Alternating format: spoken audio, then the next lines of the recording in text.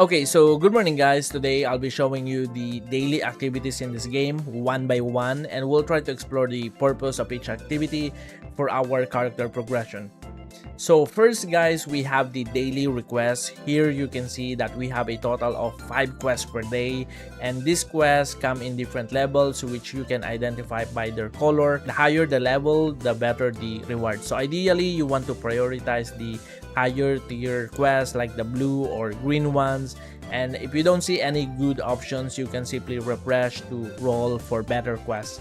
And the reward you'll get here is the honor token, and you can use these honor tokens in town, at the honor shop, and probably everything you see here in this honor shop is something that helps make your character stronger.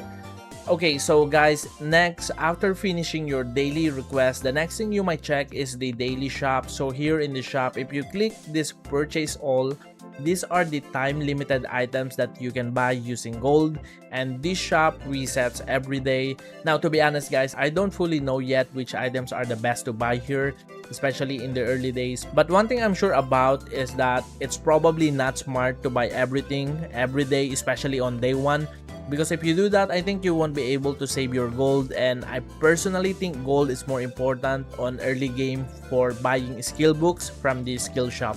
But guys, if you've been playing this game for a long time and you're watching this video, feel free to share in the comments which daily shop items are actually worth buying and saving for the future. Okay, so guys, another big part of the daily systems that I saw in the game is the dungeons.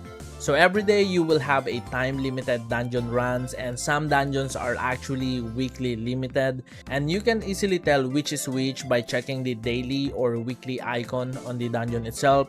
Obviously the daily dungeons are the one you want to prioritize first. So let's start with the neutral dungeons. For the first two neutral dungeons, there's no time limit, so you can actually do this at the end of your day. For example, if you're done playing, you can just leave your character farming here until you get back in the game again.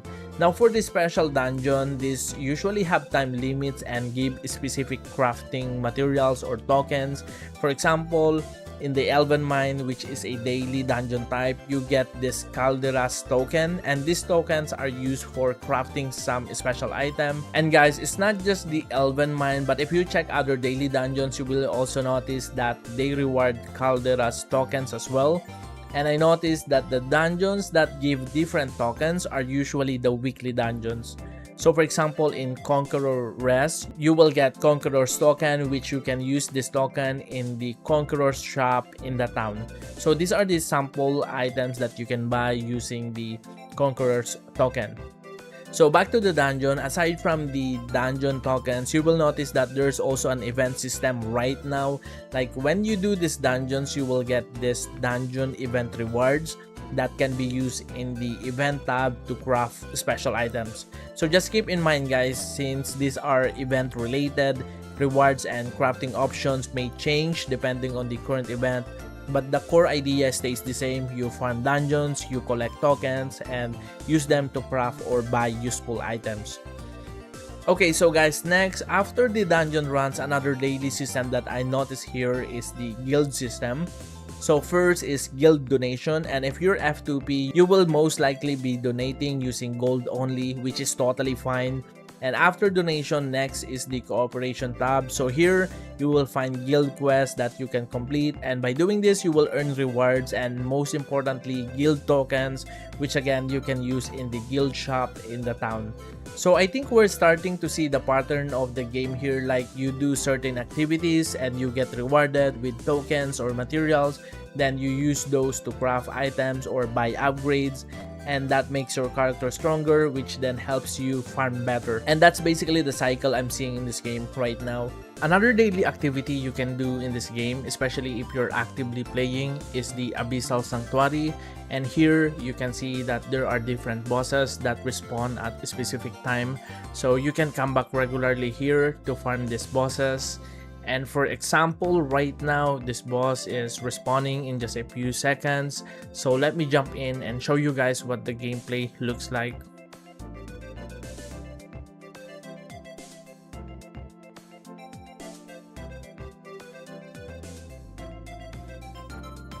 Now, as expected guys, this is mostly auto gaming. That's why I keep saying guys, the gameplay here is more focused on character progression while AFK, but will probably be a lot more active when it comes to PvP, I think, or maybe Guild Wars. And once I try those out guys, I'll definitely show you guys how they look. But for now, this is what the Abyssal Sanctuary looks like.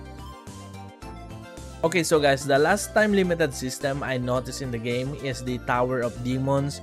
This one is not exactly daily, it's more like weekly or seasonal, but I still included it here in our content because it's time limited, which means if you skip or forget to do this, you're basically missing out on some character growth opportunities. But guys, here in Tower of Demons, our goal is very simple.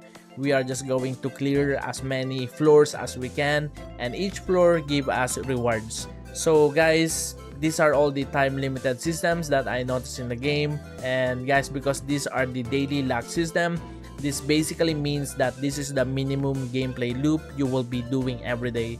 I know it sounds like a lot, but honestly most of this gameplay is autoplay. I say around 95% of the gameplay is actually automated. So for me, this feels more like a side game, something you can run in the background while doing other things, especially if you just enjoy seeing steady character progression. Alright, so guys, that's all for today. And if you're really interested in trying this game, I know one of the most important decisions you will make early on is choosing your class. That's why in the next video, I'll be explaining the different classes in the game. And if that video is already up, it should be appearing on your screen right now. So make sure to click it. And again guys, thank you very much for watching and supporting the channel. Good luck and happy gaming.